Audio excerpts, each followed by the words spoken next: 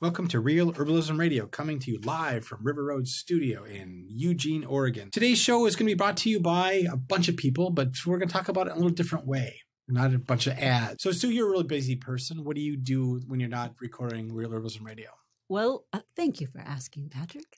First of all, I do volunteer work at Occupy Medical, and we have 2 clinics a week, and they're both free, and they're integrated health clinics. So it's 2 free herbal clinics with doctors and nurses and herbalists, and that's at occupy-medical.com if anyone wants to find out about it. And I also am an herbal consultant, and I like to focus on chronic illnesses and people that already have medication to help them with that, because that's kind of my MO. Great. So how can people help you support Occupy Medical? You can go to our website, and we are a 501c3 organization. And if you go onto our website, you'll see some of the protocols and stuff that we do as far as herbs are concerned. Also, we use many of the formulas that you find on the Practical Herbalist site. Okay. So thepracticalherbalist.com. And you can just send in a donation, and we will give you a tax fund for that. So it's a 503c. Yeah, 501c3. Okay. Yep. Sure. Cool. Is. And then the other thing you do is the consulting, and that was an email for that or contact you for that. That's Sierra Lupe Herbal Consulting at gmail.com. Yes. I was going to say org. I'm like, no, that's the other one. Yeah. Sierra Lupe, again. Sierra Lupe Herbal Consulting at gmail.com. All right. Oh, Candace, so when you're not recording and making herbal tinctures and doing all the herby stuff and battling a teenager, what do you do outside of the Practical Herbalist? I work with clients as an herbalist through Get Healthy Now. And I do work with families that are looking to get healthy but don't want to do like herbalism. They're interested in things more nutritional foods and that sort of thing. And I use a company called Juice Plus, so I'm a rep for that. And then I am also involved with Hunter Creation. I do a lot of the running of the business and bookkeeping and that sort of thing. And I'm beginning to work more and more with doing some of the website and print design work with Hunter Creation. All right. And you can find me at what? No. When I was doing my pen thing there was like, now you ask me what I do when I'm not at. I was waiting to say, and this is how you get a hold of me. Patrick, what do you do during your week? Wait. How do we get a hold of Candace? How do we get a hold of Candace? I get a hold of her like this. I reach out and I grab her arm. You can find me at gethealthynowwithcandace.com. Okay. So when I'm not recording. Yeah, I was going to say the other half, my better half at Hunter Creation, who really knows the business, is Patrick. So let's hear about that. So when I'm not recording, what I do is graphic design and website design. So I can help people and companies get their marketing materials and their marketing materials together in a cohesive whole, from their branding, from their logo to their website to their printed materials. So everything looks like it should be coming from one source. A lot of times companies make the mistake. They'll go to one vendor for one thing and another vendor for another thing, but then they never integrate across. So you sometimes see a mixed message. You don't want that. So I try to make sure that that's cohesive. And the other thing I do with my troubling teenager is another business called Ace High Heat Graphics, in that we make custom apparel for companies and businesses. We're more B2B than we are person to person. B2B means business to business. Well, if you're in it, you would know that's B2B, and that's what we do. We help companies and organizations get their name and their fundraising out. T-shirts are a great way to do that. That's our most common product. We've also have brought in hats, so we can do caps now. So nice. And aprons. Yes, and aprons. And tote bags, which are actually really quite convenient when you're mushrooming. Oh, yeah. There you go. Yeah. Right. There Custom you go. tote bag for mushrooming. I like that. Yep. So that's what I do when I'm not doing this. The other thing that I wanted to say is that the one thing that does help us keep the lights on, the doors open, and us doing this above and beyond everything else that we do is the Herbal Nerd Society. That's right. Yes. And, in the last week, I think we had 10 new members. Oh, yay. Nice. Well, thank you, new members. Right. So I think that's awesome. And it's always humbling when people are ready to put down their cash and say, hey, we like what you're doing. Yeah. So if you want to become a member of the Herbal Nerd Society and get access to all the old podcasts, special articles that Candace and Sue write, special interviews that only the Herbal Nerd Society members get, like the one with Chilton last week about mushrooms and cancer. And myths. Yeah. That was a really good one. Yep. I think that's why we got a bunch of members, because that was a good one. That was a good. Then just go to thepracticalherbalist.com, and then there's a menu item at the top that says join, and click there. And then for $5 a month or $50 for the year, you can become a member of the Herbal Nerd Society and get all that stuff, plus an ad-free environment. Nice. And I do have a question for you. If someone's interested in the Herbal Nerd Society, but they're not quite ready to join, how do they get on the mailing list for the Practical Herbalist so they can at least keep up with and see what's happening? Well, right now there's a pop-up. Well, there's two ways. There's a pop-up that'll appear on the website if you visit the website. And after about 6-7 seconds, a pop-up will appear. Now, if you've decided that you didn't like that pop-up and you X'd it out, at the bottom of every page is a sign-up form. Nice. So nice. You can decide. So, yeah, it's a great way to get if you're not sure about the Herbal Nerd Society, it's a great way to just get an idea of what's going on. And you'll start to see some of the articles that are also coming out for the Herbal Nerds. So. Right. You'll see the new articles there. You also see or get a note on the newest podcast that's being published. It's a great way to stay in contact with us without necessarily being a member of the Herbal Nerd Society.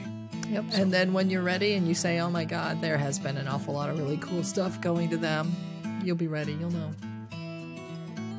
Psychoactive herbs have been a part of the human culture since it began. In the last century, we saw an explosion of interest in hallucinogenic experiences as Westerners began to explore the herbal traditions of other cultures. That exploration has had its possibilities and dangers. Today, we're talking with Nick Polizzi, author of Sacred Science, documentary filmmaker, and explorer of the ancient medicines, about our culture's latest interests in herbal traditions. Now, here are your hosts, Candace Hunter and Sue Sierra Lupe. I'm Candace Hunter. And I'm Sue Sierra Lupe. And welcome to Real Herbalism Radio. Welcome back, Nick. Hi, guys. Thanks for having me. It's so good to talk to you again. Yeah, it's good to be here. You know, it's interesting. It is actually hailing outside my house right now, so I guess that's a sign that this was meant to be. This is important medicine, man. Okay. It's important medicine. That's knocking on heaven's door out there. So we don't have you in the studio, so listeners might hear a little bit of a hollowness on Nick's end, or maybe not. Maybe technology is our fine feathered friend. We don't know. We'll see. But if that's what you hear, listeners, unfortunately, he's in another space from us. But maybe another time when we interview, we'll be in the same room. That would be fun. That would be fun. So Nick, we're interested in you because, for listeners that aren't familiar with this, because you wrote this wonderful book, Sacred Science, The Sacred Science, an Ancient Healing Path for the Modern World. And we read that book and we thought, we got to get this guy on our show. And I had the pleasure of seeing the movie that this book is is documenting, walking through.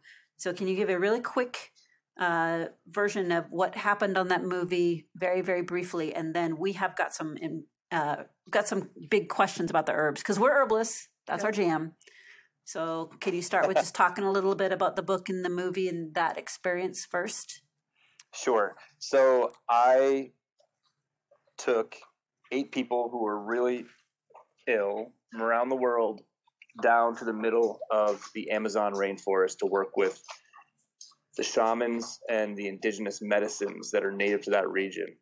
And I think that part of the reason why we chose the jungle was because there are 65,000 plus species of plants that exist down in that region, and less than 3% of them have been studied for their medicinal value. Mm-hmm. And of those 3%, that tiny, teensy, weensy little 3%, a very large number of modern treatments have been synthesized from those plants. Wow. Yeah. So we're scratching the surface there. Yeah. Just scratching the surface. Yeah, there's a lot of big plant medicine in that area. I mean, a lot. Mm-hmm. Yep. You know what's interesting is that when we filmed the movie, 65,000 was the number, but my ethnobotanist friends, 2 or 3 of them continue to tell me that the number is growing, even though the jungle itself is being decimated at a very fast pace. The number of plants that they're finding is expanding, like literally on like a monthly basis. Like, so it's, some people are saying it's over 100,000 species of plants, but I say 65,000 just to be conservative. So, right. Yeah, I completely believe that. A friend of mine wrote a book about plants in Ecuador, and his idea was to like pick an area and then just write all about them. And he discovered soon that what he should just do so that he could eventually come home to the United States before he turned 85, he's in his 20s at the time, was just to write about ones that he sees along the road. Yeah. And that filled an entire book. That was just roadside native plants to Ecuador. Yeah. So good. Yeah, we didn't understand that. So that was quite a transformative journey for you. And part of that in your book and in the film, that started with a couple of herbs that I think a lot of Western herbalists are really not familiar with. You had ayahuasca, which has got a lot of publicity right now, but what is that?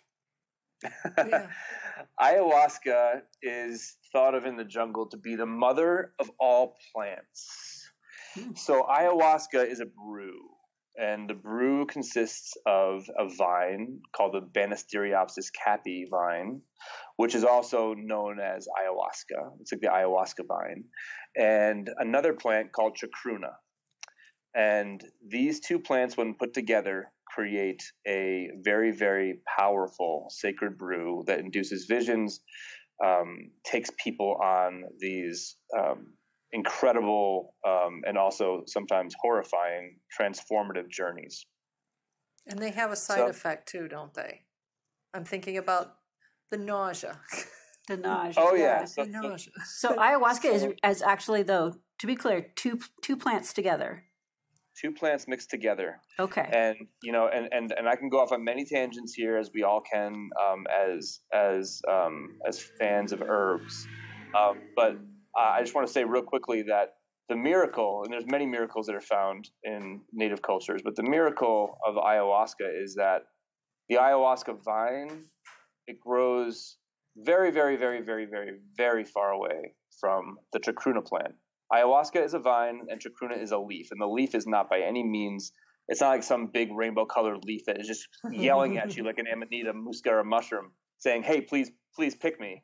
It's not one of those. It's like literally just your run-of-the-mill houseplant leaf. And so somehow these cultures, these savages, as I'm sure a lot of moderners would have looked at them and maybe still look at them, somehow they figured out thousands of years ago to put this leaf and that vine that grow literally hundreds of miles away from each other with a sea of however many, what did we say, 100,000 potential, 100,000 plants in the Amazon between them.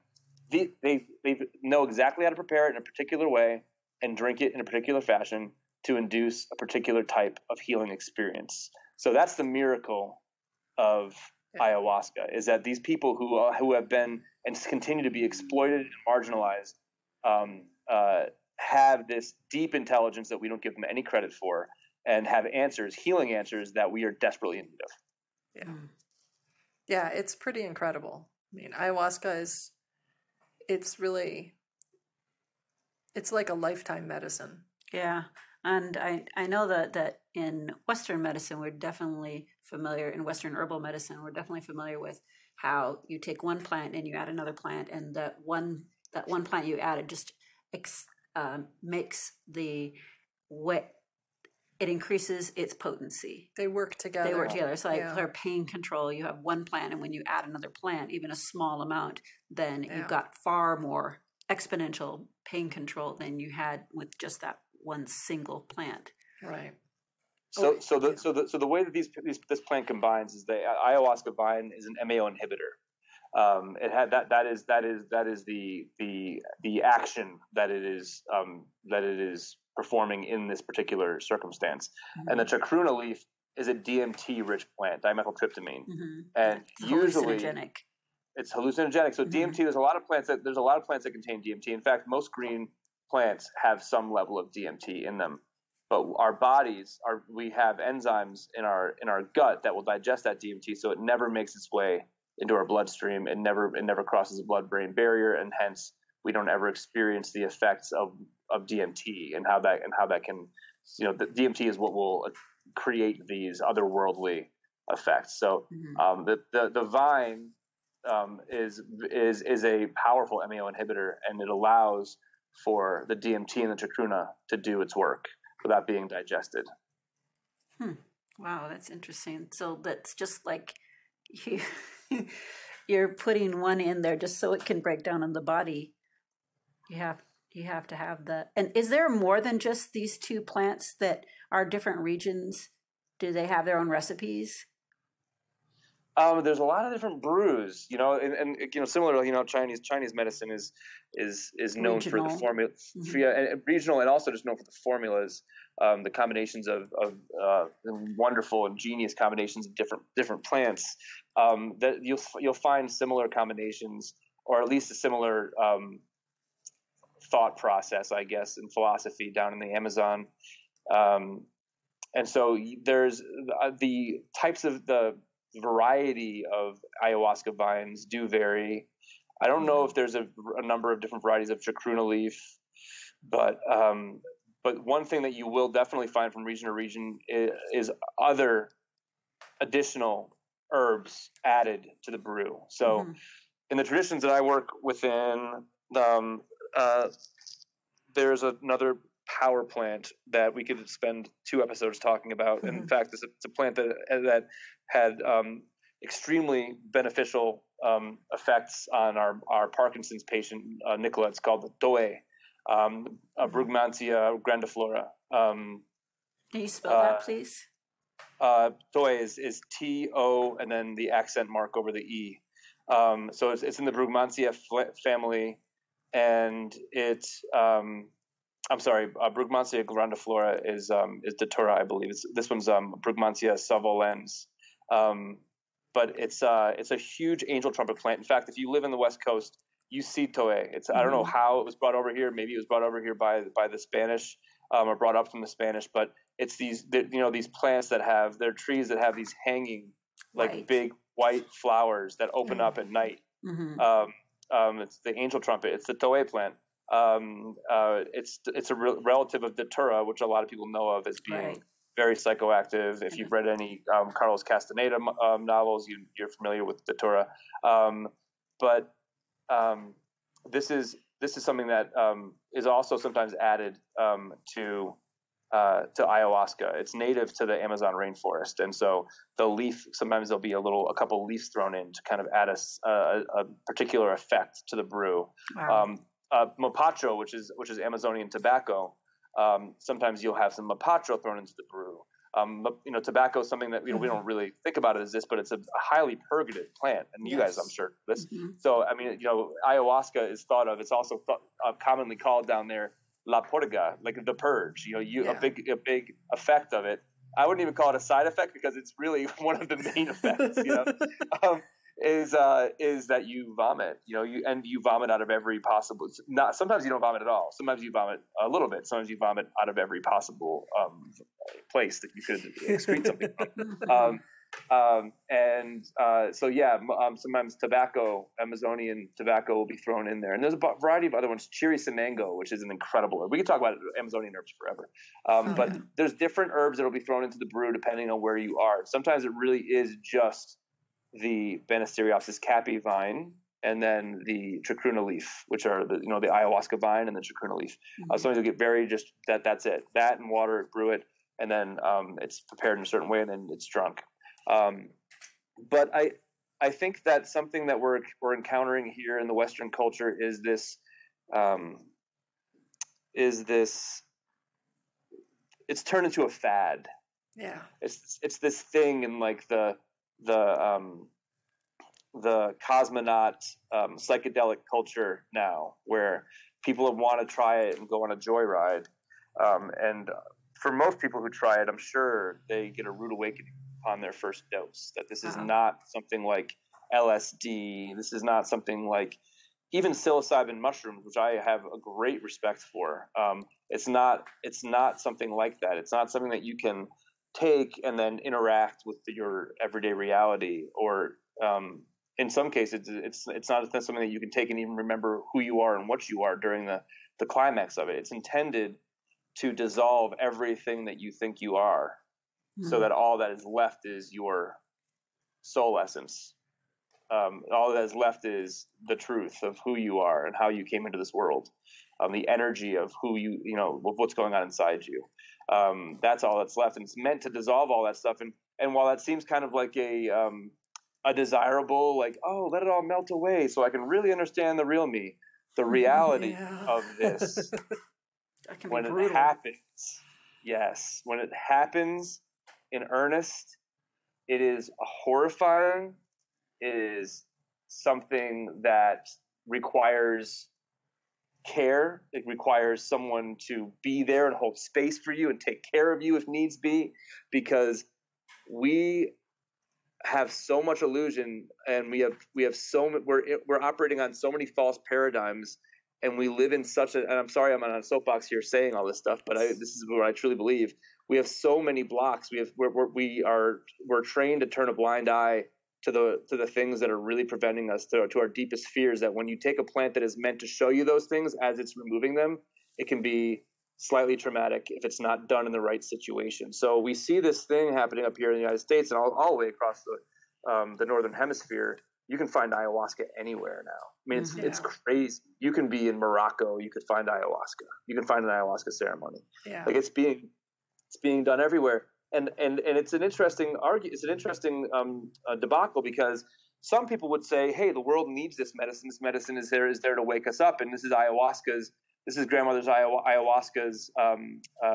This is her way of using us as these stewards of the medicine to get it to every corner of the earth, so that everyone can understand where we come from and who we really are, and the pain body that we're carrying because of the way we've been living. So that's one way of looking at it, and I'm not sure that that's entirely wrong. But I do think that there is a real need for there to be some type of oversight, some way to see this medicine administered in a fashion that is safe for people. And I don't have the answer to that. I mean, the answer has always been until 4 or 5 years ago. The answer has always been if you're lucky enough to stumble across it in the jungle and find a shaman, then assuming that you find the right shaman who's not going to harm you in any way. When there's plenty of shamans are normal people. Yeah. Shamans are human beings, and human beings are flawed. Right. So you can find the wrong shaman. So I mean, like finding the wrong yogi or the wrong guru in India. That we're hearing all these tales of atrocity that are happening in Tibet and in India and in the Far East, people who are being taken advantage of, women who are being horribly mistreated. The same thing happens everywhere. Human beings are human beings. Like, we fall prey to the same impulses. So, but I mean, if the rule used to be, if you find the right shaman, you hear that, you ask the right questions, you go to the right village, you find that there's somebody who everyone says, go check this guy out, then you do that work and you sit with them and you have the experience. But now it's like Tom from next door has a jar of ayahuasca in his refrigerator in San Diego, whatever it is. It's like, now, are you going to sit down with Tom, who has no idea what this medicine can do, who has no idea about Tom, who can't even take care of a house plant, is going to now be messing around with the master of all plants? Right. That doesn't seem like a good idea. So. Yeah, that's one of the things that I've wondered about in all of this is that, I hate to say it, but, we're a bunch of white folk from white culture. How do we know how to, we didn't grow up with the kind of understanding of the world and the layers of existence and the spirit realm that someone who is a shaman from, the Amazon basin did.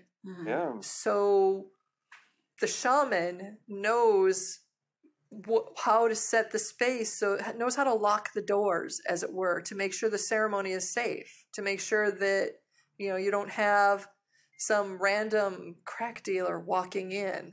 Right. You know what I mean? Right. I'm talking about a crack dealer, meaning like spiritually speaking, but some ill-intended being walking in and messing with you. Yeah. How does Tom know? Yeah. I know in our American culture too, we have a long tradition, at least since I was a child when the Watergate thing was exploding. So at the exact same time when I was, that these these authority figures, they might not be trusted. And then here comes Watergate. Like, okay, all right, so authority figures are stupid, but there's also a long tradition of honoring people in authority, and we just don't. We have been crushed. That's been crushed out of us. If you're raised in the Catholic Church, the way that children were treated and mistreated, that's a giant conversation. And we look at these mega churches where their trust is being defiled for the name of almighty money.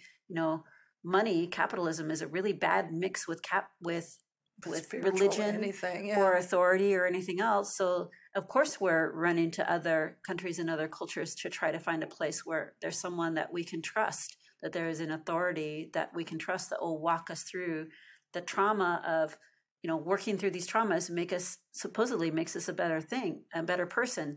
Of course, we have seen so much drama in wars or just in abusive situations that we need someone to help us put our pieces back together. And I would hope that for these people that Nick, you were with, that was exactly what they needed. They got those pieces. They got a good authority figure with Roman and those other shamans so that they can have a trusting, loving relationship with themselves and then the world that they're trying to connect with. If there's one thing I can say about the healers that I work with is they are almost boringly dependable, and boring. They're almost boringly present, and just they're asexual. There isn't any of that. I mean, I have got a pretty sharp eye. I've seen a lot of crap in my life, and so I have a sharp eye for that kind of stuff, and I've never seen anything even remotely suspicious like that. It's just they're there to love you. They're there to hold space for you, and they're also there to be strict and to not let you out, not let you get out, or not let you excuse yourself from the experience, but not let your ego take hold and create drama. They're there to be pretty much this pillar against which you can crash. This like, thinking about it as like, you're in this tossy turvy ocean. You are the ocean. They're like the jetty that you can crash against that's going nowhere. You know what I mean? They're there to hold. They're there as buoys to help you have your experience, to not get in the way, but also to make sure you don't get in your own way. Yeah. Well, that's the piece that we're really missing is again, the thing I'm criticizing American culture left and right, but we really do idolize ego. We really do idolize arrogance. We idolize drama. We have entire movies all about drama, and those aren't safe shores. They're really not safe shores. They're interesting. They're distraction. They're distraction from real life. Yeah, but just to be loving, kind, and compassionate is kind of boring, but it's necessary. Oh, and it's so much more sustainable too. Yeah, right. Yeah, I mean, I'm very wary of. So now, I'm a published Hay House author now, so that's got its own cool little zippity doo. Wow, look at me. But like, you come in contact now with so many more of these gurus. Yeah. And I'm very wary of flashy gurus. I'm sure that it's probably I'm probably blocked in some way. This might actually be, a limitation. I might be projecting onto some folks who are maybe a little flashy, but really are the real deal. But in my experience, I have found that the person who tells you they're a shaman as in the second sentence after you meet them tends to usually not be one. Right. Yeah. They're in there to feed their ego. And their wallets. Like the shamans that I know who are the most powerful, and shamans are not just men. There are shamans. Oh my gosh, there's so many amazing. Do you guys know Rosita Arvigo? Have you ever interviewed her? No. Tell me her name again, please. Rosita Arvigo. She brought Maya abdominal therapy to the modern world, which is a big deal. She has she's an ethnobotanist. She has a center down in Belize, but she encountered this woman. Her name was Hortense from the island of Cozumel, And I promise the story's going somewhere. So this island is known. It's an island off the coast of Belize or possibly Belize or Mexico, right on the border of Belize, and they're just known for their midwives. They're just known to have these amazing, to have this amazing culture of midwifery. And so this woman Hortense, she delivered thousands and thousands of babies into the world. But what Rosita knew and what the locals knew, but what nobody else knew, was that Hortense was an extremely powerful shaman. She's an extremely powerful curandera, and no one knew. The only people who knew were the people who knew her. The only people who knew were the people in her village. And that's how it usually is. People who are shamans, who are really truly doing the work for the right reasons, they're not looking to be noticed. And a lot of times they're moonlighting as electricians. Usually it's easier to do the work if you're not doing it, for pay and for fame. You just quietly do the work. And, that's how it works. That's how the plants work too. They're just there doing what they do. That's it. They just want to have the opportunity to do what they do, and that's what shamans are. That's what in my opinion, that's not what shamans are, but that's how they are. That's how the true ones, I think, are interacting or interfacing with the populations around them. They're not hanging a shingle. The minute you hang a shingle, I guess that there's some reasons why you'd want to do that, but anything like that tends to me to point to ego, and it tends to point to secondary gain, and I don't see it as pure. And so, and again, there's plenty of people that I'm probably dissing right now that might be the real deal. But this is my job, is to find the real ones. So I don't bother. I don't bother with any folks that have any of those. I really just wait for people to tell me about somebody, and usually it's one of the most unassuming people in the village that are quiet, not trying to be anybody. Right. Wow. So how does that go back into our ayahuasca conversation? That's what I was going to ask. Folks, I was going to say, so here we are, city folks, suburban folk, Western folk, people up in America. We're thinking there are folks here who are wanting to try ayahuasca, who are feeling called, but how do they find a right and good shaman or ritual to work with? What are some out of their ivory towers? Well, what are some of the tips to look for? Someone who doesn't put their shingle out, but in your average American neighborhood, you're not really going to find anybody talking about anybody being particularly good at healing. That doesn't, if they are, they've usually got a PhD after their name. That's usually how it works in America. So how do you find that in America? So I'm tempted to kind of give this blueprint on how to find ayahuasca, which there's ways to find it, but I'd rather at least first try to put some perspective on the situation. So my friend Sebastian, he's a Pampa Misayok, which is one of a high priest in the Quero culture up in Asangate in Peru. And he and I were talking one time, and he was telling me, he's like, I don't understand you Westerners. He's like, in my culture, most of us will never, ever have the opportunity to work with one of the teacher plants. It's just not what we do. They live close by, but we don't work with them because we understand that there's this energia. There's an energy, there's a spirit to these plants that needs to be understood. The same way there's a spirit to the apus, like the apus are like the mountains. There's each mountain in the Andes has a spirit and needs to be respected. There's a spirit to most things in that culture, and we don't touch those plants until we've approached them with patience, permission, and respect. And it'll take years for us who want to be enlightened or introduced to those plants of walking the trails, asking permission, waiting for an answer, and ultimately either receiving permission or receiving a definite no or receiving nothing, which ultimately probably means we should continue to ask and definitely shouldn't just go for it. And he says, for decades, we might ask. Some people don't even ask because they just don't feel it's part of their path. Let's say you do think it's part of your path. you'll take the time to make sure that it's right for you, to make sure that the plants want you to be working with this particular medicine, because it's the grandmother of all plants. I mean, it really is called abuela. It's called the grandma for a reason. It's down there. It is considered to be the mother of all plants. Some people think it's Pachamama herself. So there's this side of the conversation that needs to be had, and it's boring. I mean, it really is. Somebody who's sitting here listening to this who's just trying to figure out how to get ayahuasca is like, okay, I get it, but then please just tell me you're going to tell me how to get ayahuasca. Right. I don't know that I really want to.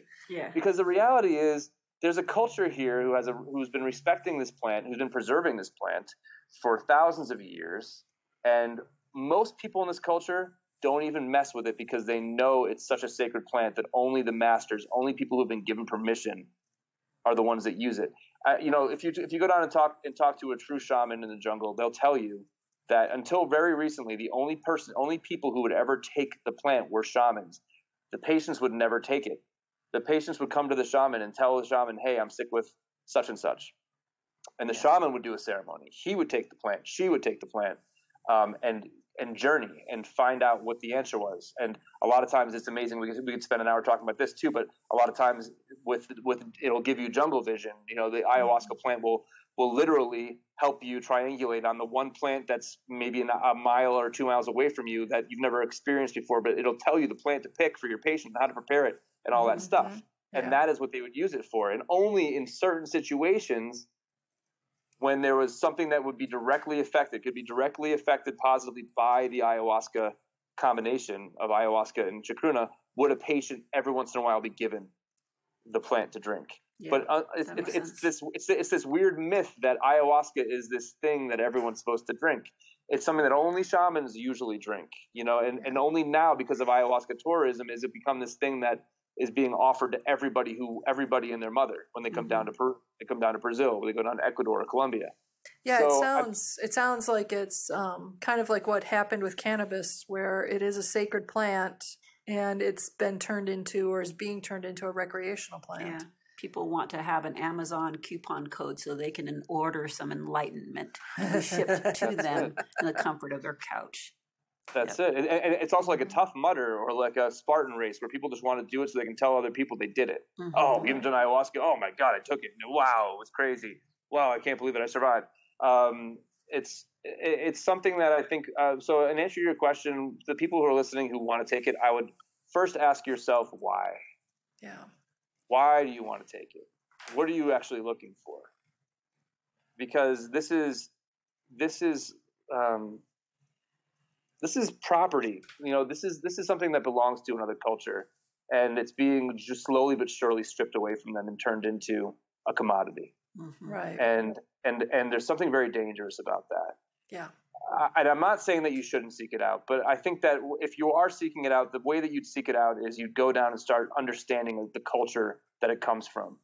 And instead of going down and finding going to Blue Morpho tours or whatever, and I probably shouldn't say specific names, but whatever it is, down in the jungle where you can find their website and you can go down there, and I can't guarantee you're going to have a good experience. I can't even guarantee your safety, because a lot of the people that practice in these ayahuasca factories they're predators. So I mean, you can't even guarantee the safety, your own safety, if you're going to do it the way that a lot of people are going to do it. I think that if I was going to approach it, if I was you, and I guess sort of the way I approached it early was I just started reading books. I started studying. I started figuring out what it was, where it comes from, who the masters are, who the living masters still are, what their lineages are, what villages they're from. And I started slowly going down and exploring those lineages and those cultures. And honestly, the jungle itself almost scared me off before I ever even tried ayahuasca. Just the jungle itself, is such powerful medicine. So I would approach it with patience, permission, and respect. And honestly, the thing that Sebastian, the Quero Pampamisia, says, and I said it earlier in this call, I stole this from him, is he says, we have these gringos coming down to Peru who have no idea what it's like to take care of a houseplant, but they want to talk to the master of plants. He's like, if you walked up to the White House, would you expect to get an appointment with the president? You wouldn't, would you? No, it would take years and years, and you probably still would never get to meet the president. Well, that's exactly what you're trying to do when you come down to my culture. and you drink and you take ayahuasca. Is Right. you're sitting down with the mother of all plants and you know nothing about what plants actually are and who you actually are. Right. He's like, so that's sort of his way of looking at it. He's a lot more humble than that. I kind of made him sound like, sort of like a Darth Vader type character, but he's definitely a lot humble than that. Maybe if ayahuasca just had a Facebook page, people could go and then they feel better. They feel better. Could tweet. Yeah, they could Ayahuasca tweets. Yeah, and then that would make them feel better. And then you'd have it solved. Oh, my whole understanding of ayahuasca and San Pedro and many of the others is that these plants are, when you meet them and you take them for the first time, it's the first time maybe in this lifetime, but it will extend into many other lifetimes. You're making a commitment that extends well beyond what most of us understand life to be. And so it seems to me that if you're going to do something that big, it's really important that you find a good, experienced, intelligent shaman to work with, because a good shaman will tell you, no, you're not ready. No, this isn't right for you, and will stop you before you go too far. And then if it is right and you are ready, they will ensure that it's done properly so that you don't have a broken relationship. Mm-hmm. Because if you have a broken relationship that started off with a cracked foundation, that's going to be many lifetimes of trying to fix that before you finally have to destroy that old foundation and start all over. Yeah. Or talk to people that have been through some of these deeper experiences and listen to what they're trying to say. And it seems like a lot of them are saying things like, well, you could try being kind to people. That seems like a really good way to start. Try being compassionate, put your own ego aside. Mm-hmm. The plants seem to teach that lesson over and over again. And you don't need to go to Peru to learn that. Right. And most people don't. Some people need to go to Peru to learn that. But some people do. That is a thing to just start doing. Maybe that would make it easier if you started doing that, it'd make it easier for you to walk through the door of some of these other deeper experiences. I would say that I when I started off on the poison path or the plant path, I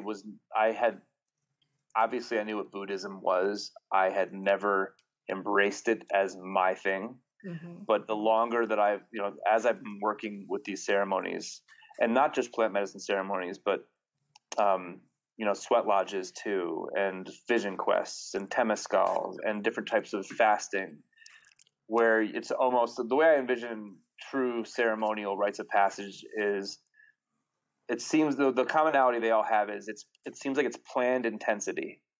It's planned discomfort. It's voluntary discomfort. And that's what ayahuasca is for sure. And that's what a lot of these plant medicines will bring you. And also sweat lodges. It's intensity so that you can get down to your core and understand who you actually are once you get past the surface layers that you thought you were. And as you're in those spaces where that intensity gets so great that you don't think you're going to be able to hold on anymore, and you think that you're just not going to be able to survive this, it always comes back to all these Buddhist principles. All these Buddhist principles seem to be the way forward. And it's really interesting to me, that a lot of what's practiced in the Amazon and a lot of what's practiced in Buddhism, there are these core truths that you come down to. And I don't think you need ayahuasca for, what you can get from ayahuasca, you can get from other things. Mm-hmm. So the idea that ayahuasca is going to save you and ayahuasca is a miracle antidote that's going to give you this spiritual evolution that you couldn't get elsewhere is a complete myth. Mm. There's other ways of getting there. Planned discomfort is really what I look at. That's how I look at it. And it's like voluntary suffering and learning how to be comfortable with extreme discomfort. I mean, that really is what it comes down to. Yeah. So think about all the things that you could do to create that discomfort in your life. In fact, think about all the things that happen in your day that you get pissed off about and that you whine about to your partner that are uncomfortable. What if you just sat in those things instead of like caving and curling up in the fetal position and acting out or doing whatever you do or trying to suppress it with alcohol or whatever cracking a beer. Yeah. Imagine if you just sat in that. I mean, geez, you want to sit in ultimate discomfort with ayahuasca? How about you start sitting in some discomfort and stop taking a pass on your life? Like that is, and essentially it comes down to Buddhist practice, right? It comes down to not attaching yourself to anything to not attaching yourself to the pleasure, not attaching yourself to the pain, just being in that middle, centered, balanced state of being.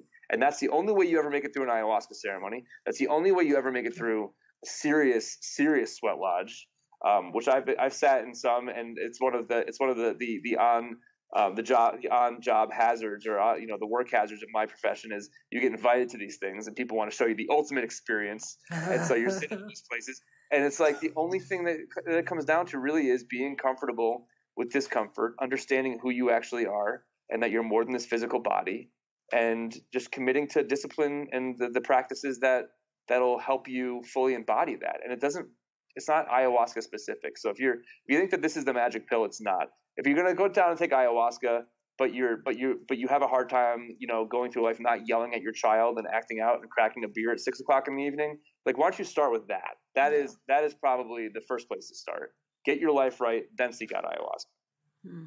Wow, good advice. Sounds wise. So, Nick, I really appreciate you taking time to be on our show and sharing with us. It's been a very moving experience having you here as a guest. And I'm wondering, where is it that people can get a hold of you? You can get a hold of us at thesacredscience.com, where you'll find the new book. It's called The Sacred Science. Just came out about a month ago, which we're stoked about. You'll find our Sacred Cookbook, which came out about 5 or 6 years ago, which is a hit with our audience and a lot of the people on this path. And you'll also see a bunch of other stuff, great articles, cool free videos. You can also watch the movie for free on the website at all times. Just click on the film button on the top of the page, and you can watch our movie, The Sacred Science, for free whenever you want to, as many times as you want to. It's a community of giving. It's an exchange. We like to think that we're a bridge between the ways of our ancestral past and the modern world, and we'd love to see you. Oh, thanks for the work that you do. I appreciate it. Yeah. And as always, put an herb on it. Sorry. Lovely. That was great. The statements made about herbs and products on this podcast have not been evaluated by the United States Food and Drug Administration, FDA, and are not intended to diagnose, treat, cure, or prevent disease. All information provided on this podcast or any affiliated websites is for informational purposes only and is not intended as a substitute for advice from your physician or other healthcare professional. You should not use the information on this podcast and its affiliate websites for a diagnosis or treatment of any health problem. Always consult a healthcare professional before starting any new vitamin supplements, diet, or exercise program before taking any medication.